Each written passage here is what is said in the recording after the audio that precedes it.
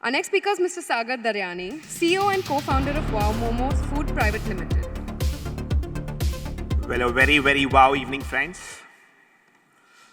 You know, the last 14 years, my journey as an entrepreneur has been nothing less than a Bollywood blockbuster. You know, there have been days and nights where I've been so happy, so excited, so thrilled that I've not been able to sleep. And then there have been days, nights where I've been upset, depressed, anxious, scared, felt like giving up, and I haven't been able to sleep. So basically, I haven't slept, and I personally feel that your dreams should be so big that they don't allow you to sleep. And I'm blessed I'm living that life. I'm grateful I'm living that life.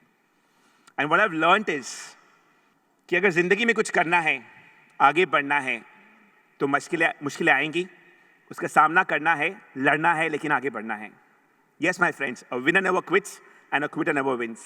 I've learned that when times are good, you should run, but keep moving. When times are average and moderate, walk, but keep moving. When times are bad and terrible, don't stop. Crawl, but still keep moving. That 1 inch, that 1 minute, that 1 day, that 1 night. Keep moving. You know, I do believe in destiny, but more importantly, this journey has taught me that it's more important to create your destiny. So I believe in creating my destiny, and then let that destiny be my destiny, if that is what it is. You know, before I move to the WoW story, the WoW journey, I'll move to the track for the evening.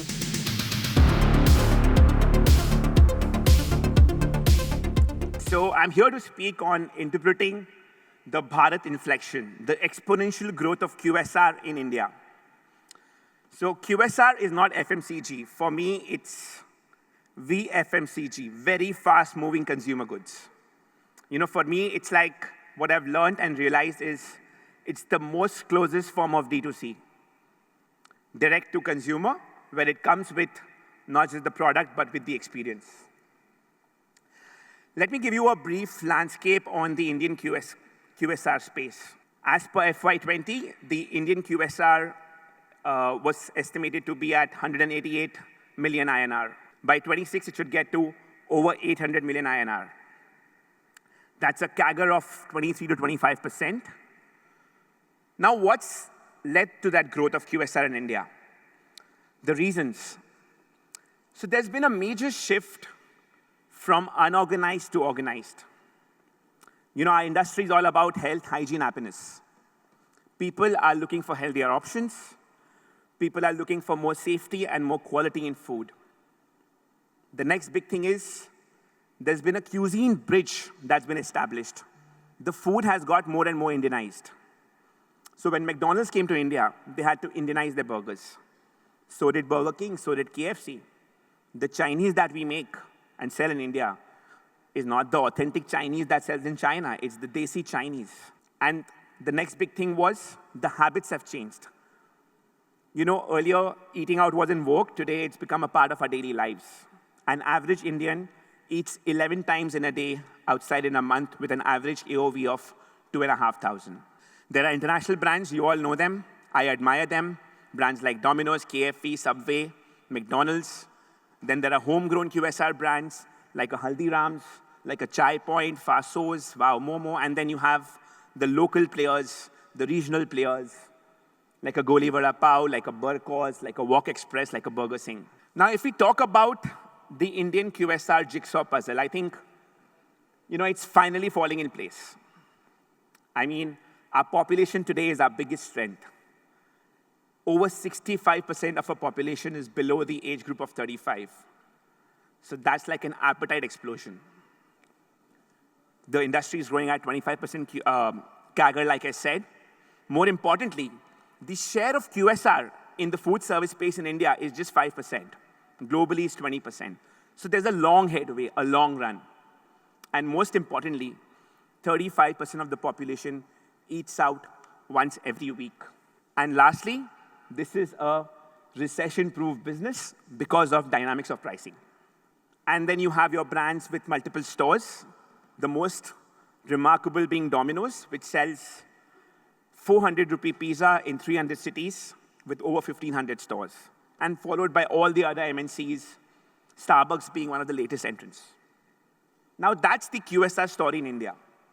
Now coming to wowing India, coming to the wow story, how we converted Jugaad to glory. Well, friends, let's go back. Flashback 14 years. I was in third year of college, pathetic with maths and numbers. I knew my India mein MBA to nahi kar paunga. Because in India, to do an MBA, you have to bell the cat. You have to be really good with maths. So what next? So since childhood, I was always inspired by brands and the business of brands. My textbooks would have a logo of a Nike, Reebok, Adidas. And I was very clear, someday I want to build my own brand. Coming from a business family, a garments family, at a very early age, I learned how to sell a trouser to a guy who comes to buy a shirt. So learned my selling skills there. Now what next? So there was this lady in my school who would sell momos. We would call her Momo auntie. I would buy one plate of 5 pieces. I would just get 1 piece to eat. My friends would gobble the rest. That gave me confidence that, good quality momos can sell. And I was like, if Domino's can play with pizzas, if McDonald's can play with burgers, why can't we play with momos? And that's how the idea got going. Borrowed 30,000 rupees from my dad. Now, how do you start a business with 30,000 rupees, less than $500? So we had to learn our own jugaad. So we did a shop-in-shop format. So there's this supermarket chain called Spencer's by the RPG Group in Calcutta. We did a small shop-in-shop store where I didn't have to bother about the flooring, about the ceiling, about the electricity cost. It was a pure revenue share transaction, and that's how we got going. I still remember I would wake up at 5 in the morning, take my bicycle, go and buy vegetables, buy chicken. The momos would be made in my home kitchen. We had a part-time chef, who would come every morning at 6 o'clock and make those momos. In those days, we would pay him 3,000 rupees a day. Today, I feel proud saying that, that same chef draws a fat 5-figure salary, but more importantly, he cannot speak in English. His daughter goes to the best English medium school. He has a 4-wheeler. He has a house to himself. And that's what sharing of wealth is all about. You need to share wealth to make wealth. But again, flashback, going back there, in those days, we never had money to print leaflets. So I would cut one Momo into 3 parts, take a tray and walk up to every customer. Hi, sir. Hi, ma'am. We've opened a new food counter. Please taste 1 piece and see. We believed in our product. We knew कि कोई एक बार हमारा मोमो खाएगा, they'll become ours forever. Cut from that day till today, I think what's worked for us is the product and the audience for that product, our customers. And for us, our customers is the biggest celebrity. I don't think we require a Bollywood or a sports person to run our brand. I think this business goes by the word of mouth. That's how we got going, friends. From that small store, I would do a revenue of 2,000 rupees a day. I still remember very early on, I learned that in this business, 1 rupee saved is like 5 rupees earned. So from my home to the first store, I would have to take 2 auto rickshaws, with momos in those thela bags, jhola bags. At night, while coming back, my co-founder Binod and me, we would walk one way to save rupees 10 each. And that's when we learned in this business, money saved is money earned. And I'm a Banya at heart, I'm a Sindhi. So business has to be in green, it can't be in red. So that's how we got going. Spencer saw us doing good numbers from that small store. They gave us a 90 square feet store in one of the best supermarkets, which was in a mall in Calcutta. And that store made us a brand. From a small 90 square feet, in those days, we started doing revenue of 5 lakhs a month, 6 lakhs a month. We became that small chotu sa momo shop where people would come and, have momos before watching a movie, after shopping. 2 young college guys, still in third year of college, selling momos. The PR story just went viral. And there was no looking back from there. From 2 stores, we saved money and opened 4, from 4 to 6, 6 to 8. The next 6.5 years, we had 0 debt funding, we had 0 equity funding. My biggest investor was my customer. Bootstrapped, plowed back profits, got to 43 stores, rather restaurants. But more importantly, got to a 19-20 crore top line. But more importantly, had positive cash flows. And more importantly, had a proven product. And post that, there was no looking back. I think that's when we raised our first angel round of funding. I was very fortunate to have met Sanjeev Bikhchandani. I think he spoke earlier on today.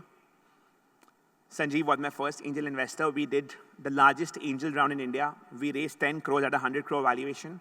We had 92 people in our cap table.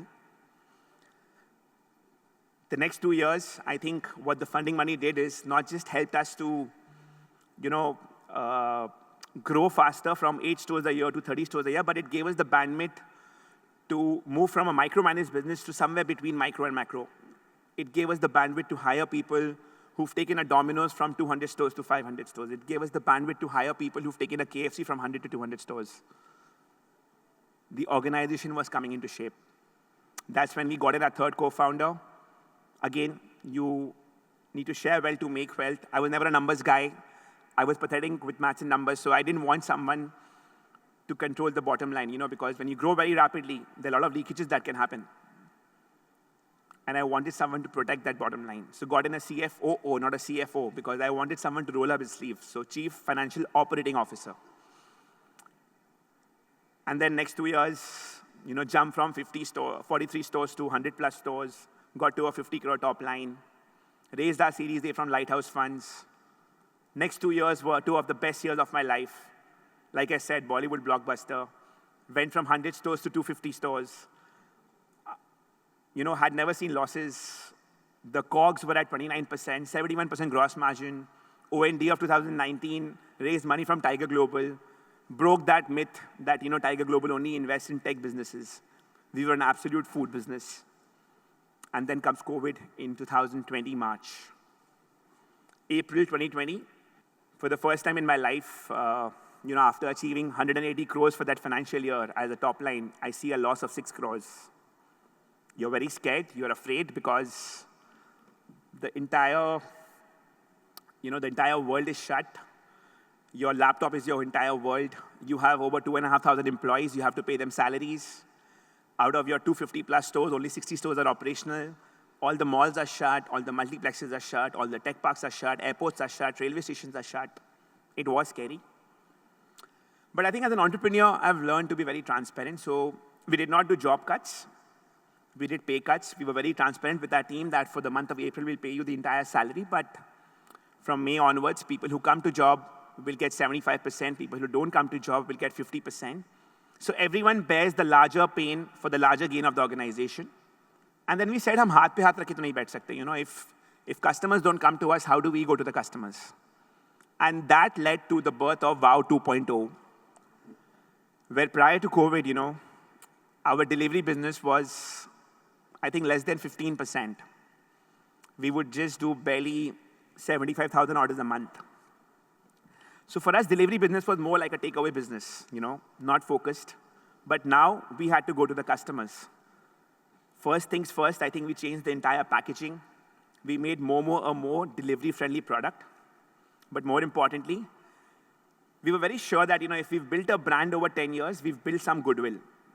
So if customers have to come to us, we have to be more visible. So the entire BTL, ATL became digital. So we learned the right growth hacking. If you would open a Spotify or a YouTube or a Swiggy or a Zomato, you would see WoW. We created a new range of momos called Darjeeling Momos, priced at 89 rupees and 99 rupees. So you had a meal for 1 at 149, meal for 2 at 199, meal for 3 at 249. A lot of solo ordering began to happen in COVID. So we actually learned what growth hacking was, what the real D2C was, what online business was. And by 6 months of COVID, from April to September, from a 75K online orders, we jumped to 9 lakh online orders in the peak of COVID. We actually transformed.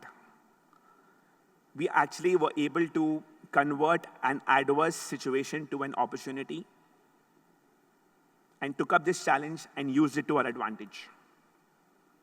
That year in December, we got back to pre-COVID numbers.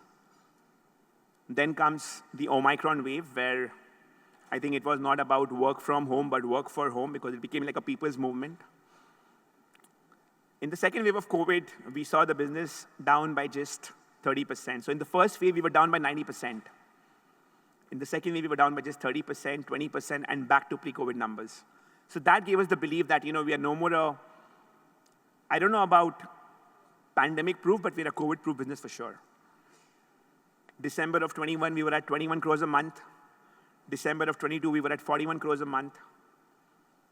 Last financial year, we closed at 215 odd crores. This financial year, we'll be closing at 420 plus crores. So we've literally grown by 100%. But what I'm really proud of is we're still profitable. Maybe in single digits, maybe in the, in the singular early digits, but we haven't burnt money. We haven't lost from what we realized when we started the business, that we have to be in green, we have to be positive, because money makes money. As businesses are here to make profits, to give you those positive cash flows. So in 2019, December, just prior to COVID, we realized one thing, that we haven't really cracked the art of selling momos. We've cracked the art of operating QSR in India. We were the only homegrown brand which was not franchised, opening company-owned, company-operated stores. And we realized that we were able to derive throughput sales, SOPs, from small box format, from a small store format. So we said we've cracked the art of actually operating QSR in India.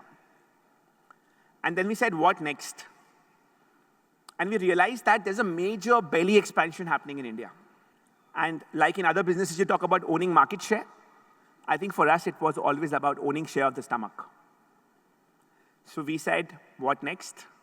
And we launched WoW China, which went on to become our second vertical. And the benefits of WoW China actually came in COVID. This is the brand that actually was born in COVID. So when the WoW Momo stores were shut for dining in, we actually opened a WoW China virtual store in every WoW Momo store to get more throughput sales, to get profitability, to conserve capital, to conserve cash, to survive. That's how WoW China took shape, took birth in the peak of COVID. And as the lockdown began to open up, wherever a WoW Momo was doing well, we planted a WoW China as a separate restaurant beside it. And today I can proudly say that we are the largest Chinese quick service restaurant player in the country, with over 120 stores, nearing a 14 crore monthly revenue, only selling Chinese. Desi Chinese, like I said. The chatpata Chinese. And then we were very clear that, for us, we as a company are not a company that makes good food, but we make food good. So it's always about backward integration for us. Last year in January, we launched our second vertical, which is WoW Chicken.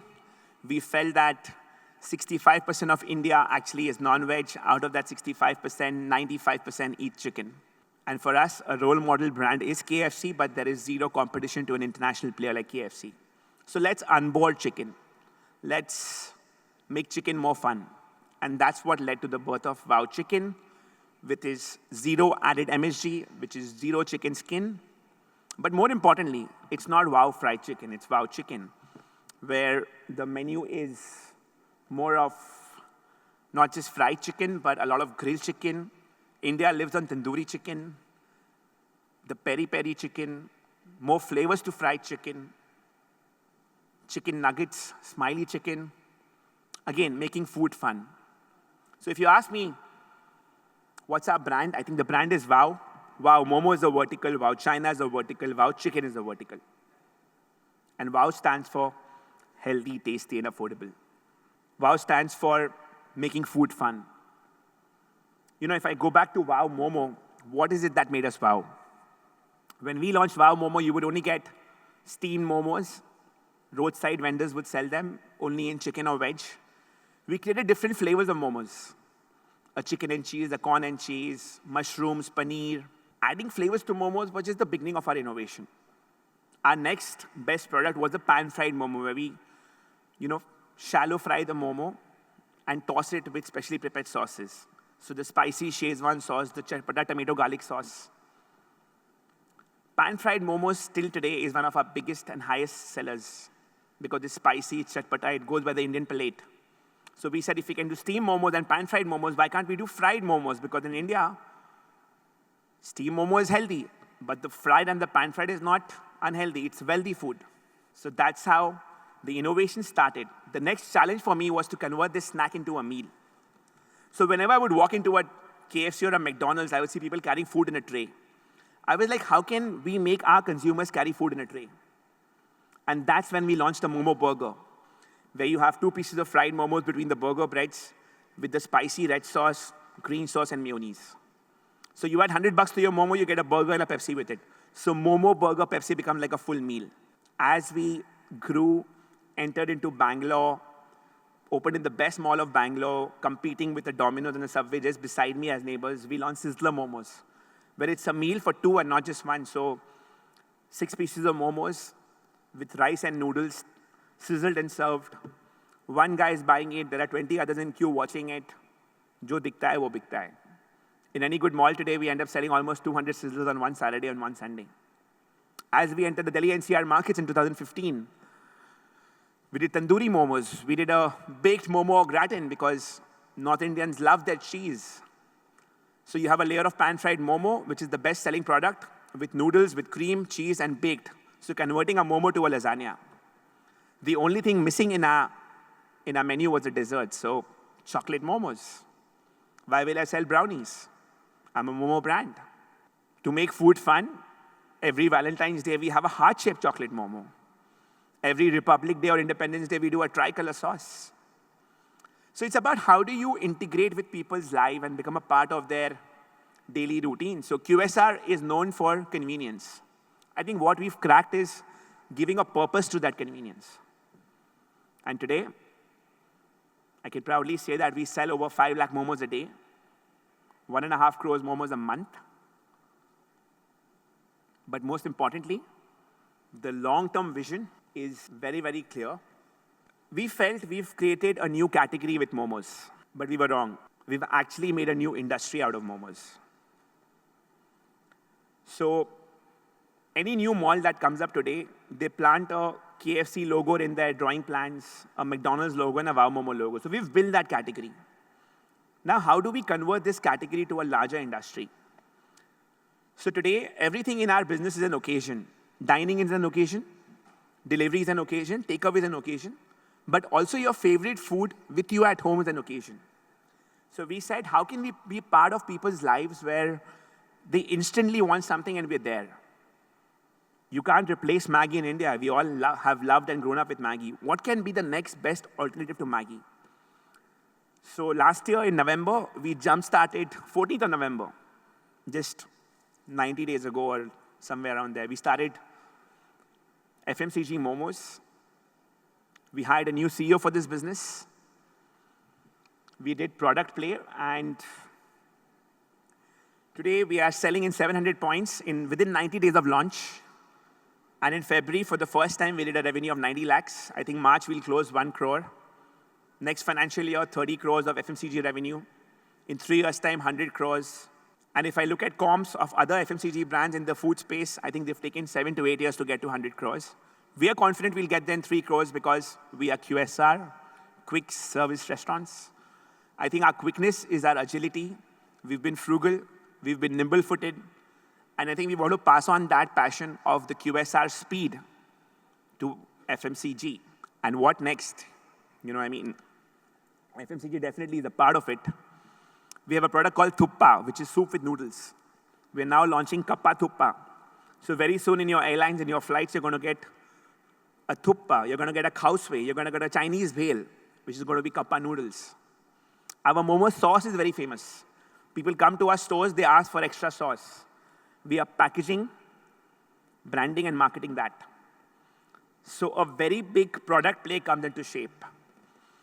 Don't be surprised if you next see a Wow Momo in one of the multiplexes sold not through a kiosk, but sold as a product, just how you sell popcorn or a Pepsi as a product. Very soon, a Momo vending machine. So if you have an office of more than 1,000, 2,000 employees, or a tech park, no more a Momo store. It's going to be a Momo vending machine. It's going to give you instant momos. And that, for me, friends, is food technology. Selling online has never been food technology. That's e-commerce. And with our foray into FMCG, we've cracked the art of not omni-channel, we've cracked the art of multi-channel. Like the speaker before me said, omni-channel is a lost word. I completely agree and concur. It's multi-channel. It's about where and when and how are you available. And to take up our offerings, I think we just launched our newest format this month called Wow Eats, which has the best of the Wow world, Wow Momo, Wow China, and Wow Chicken under one roof. A larger store, a larger restaurant, 2,500 square feet, doing a much higher revenue, much higher throughput sale. We launched 2 stores, one in Hyderabad called WoW Eats, where you have WoW Momo, WoW China, and WoW Chicken, one in Hyderabad, one in Chennai. And that offline vertical moves on to an app which is called WoW Eats. So, friends, in today's day and age, delivery has become a commodity. The aggregators also work with service providers to do the final fulfillment. Today, we have scale in that delivery business. 40% of my business is delivery business. But when I work with aggregators, I don't know my customers. There's consumer masking. In my offline business, I know my customers. In the online business, I don't know my customers. And for me, it's very important not just to make that vertical more profitable. Why share cream with a third party when I can have all the cream to myself and create my own belly expansion? So WoW Eats is going to be that app where the consumer can order in dine-in and delivery. And even if I'm able to convert 1/3 of my customers from the aggregators to my direct delivery, it just makes the entire delivery business more profitable. More and more, the WoW loyalty program, where you earn and burn, today you can do it only in the offline stores. With the app, you'll be able to do it in the online stores because aggregators don't allow you to burn loyalty. So I'm very clear today, we are there in 27 cities with 570 plus stores. Very, very clear that my moat is that if a Domino's can sell a 400 rupee pizza in 300 cities, why can't I sell 100 rupee Momo in 300 cities? So yes, we are the Make in India story. And very, very clear that if brands like Domino's, KFC can come from abroad to India, why can't we be a homegrown chain that can go from India to abroad? So that's the vision, local going vocal, going global. When I started this journey, on the first day, I could imagine a WoW Momo store in Orbit Mall in Bombay, because that was the first mall I'd ever been to when I was in class 8. In 2017, we opened a store there. Today, I dream of a WoW Momo in Times Square, New York, 10 to 12 years from now. I dream of a WoW Momo being that global chain coming out of India and creating that wow factor, being that Make in India story, and going places. WoW Momo today, with the massive expansion and scale of 100% growth year on year, is at a 7% EBITDA positive at a corporate level. WoW China is at a 10%. WoW Chicken is still burning, is still negative. New brand, competing with one of the giants. Maybe will burn for another year or so. And overall, FMCG also continues to burn, but net-net, the different levers of growth that we've been able to plug into the business just shows the way, you convert the existing business to scale readiness and talk about the next decade, the next journey. And here today, we are ready. We've built in the capacity. I don't need to invest in my backend for the next 500 WoW Momo stores. It's there, it's done. We've all heard about a steel factory, a food factory. I'm going to show you a Momo factory right now. Can we have that video, if it's possible, to be played?